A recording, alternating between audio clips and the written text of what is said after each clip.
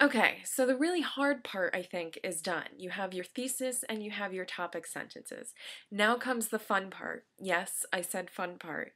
You are working to analyze the text to prove that point that you're trying to make in your thesis. So let's look how you do this in your body paragraphs. So the purpose of your body paragraphs is to develop and prove the argument of your paper. And you're going to do this by making sure your body paragraph has the following. The topic sentence with that transition. Remember, your topic sentence should be a dependent, independent clause structure. Use of evidence, strong use of evidence with it introduced and analyzed afterward. And a wrap up that connects to and furthers the argument of the thesis. So to start with your body paragraphs, before you even draft a sentence, you're going to need to choose your evidence. And you want to choose quotes that are going to further your argument. And you do this by avoiding quotes that simply prove a plot point or a fact in the text. A quote that just simply states that the dungeon master and his friends are playing the game doesn't really show any kind of or offer any insight. It simply states the fact that they're playing the game. Instead, you want to quote with rich language, one that you can really sink your teeth into. One with tone where you can really look at what the writer or the speaker's attitude towards their subject matter is. And those literary elements, remember, they're going to be key. Some of you have them in your as part of your thesis. That's what you're trying to prove, how the author uses them to do something or say something about human experience. So you'll need to find really rich quotes with their use of literary elements. Once you have your quotes selected that align back to your topic sentence and help prove that point you're trying to make there, you are then going to really analyze them. So let's take a look at which quote would be better in proving or establishing that the dungeon master uses the game as an escape from his real world problems. Would you choose A, the dungeon master has detention? Or B, the dungeon master has a secret language that we don't quite understand. They say he's been treated for it. I'm going to go with B, and I'm going to do this because it doesn't so much prove a plot point or a statement of simple fact that the dungeon master has detention.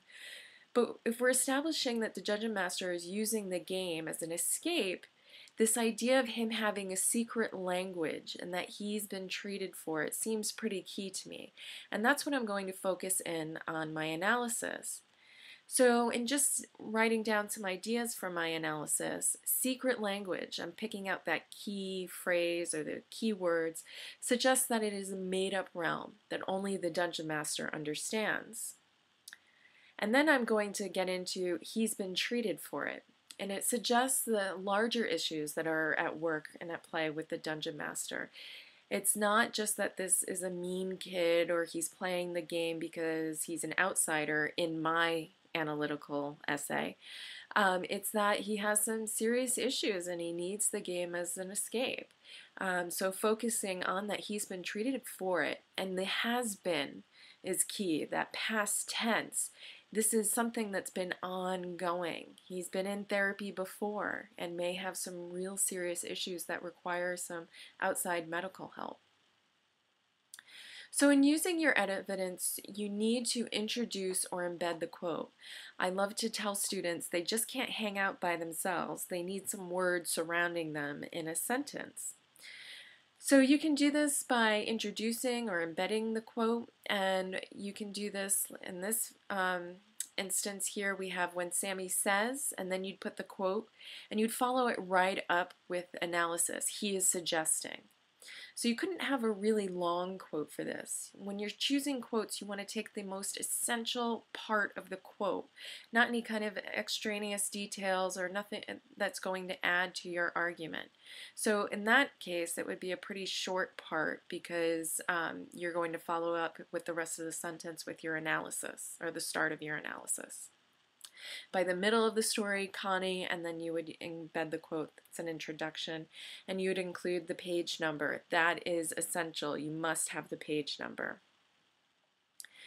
Avoid any kind of language where you sound like you're just listing off pieces and examples. Another example is, the first example is, the second example is, or the first time this occurs is, because that's not a rich discussion and list of analysis where you're really building your argument. That's simply a shopping list. This occurred, it happened here, it happened there, and then it happened here. You want to have language that really shows that you're developing an argument. When you're following up with analysis, you want to ask yourself, how is the quote further developing your argument?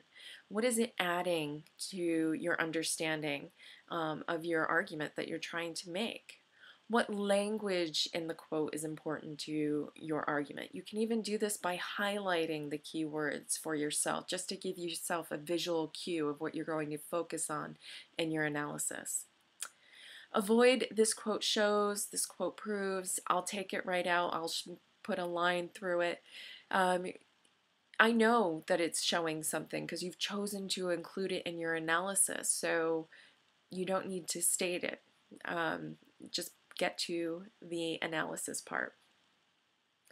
So the shape of your body paragraph will generally follow this model. And I say generally because you know in English, not everything is true all of the time. You will start with your topic sentence and that general info, maybe another sentence of background information that you need. You'll then focus the direction of the paragraph starting with your first piece of evidence. Now, again, generally, you'll start with your evidence in the order in which it occurs in the short story. So when the first quote to appear, the second quote, and third, and you'll follow up each of those with analysis. But you don't simply, again, want to list them, but you want to see connections between each quote. How is the second quote further developing the idea that you brought up in the first quote? How are they building on each other? What are the connections between them? That will come in your analysis. And then finally, before you end the paragraph, you'll work down to a narrow conclusion. And then you'll start the next body paragraph with a topic sentence with a dependent clause that transitions from the idea of the previous paragraph. That's the outline and the overview of your body paragraphs. We'll be working on this in the coming days. So if you need to refer to this video again or your notes, refer to it as many times as you need. It's here for that. Good luck, and I look forward to seeing what your analysis brings you and where it takes you. Great.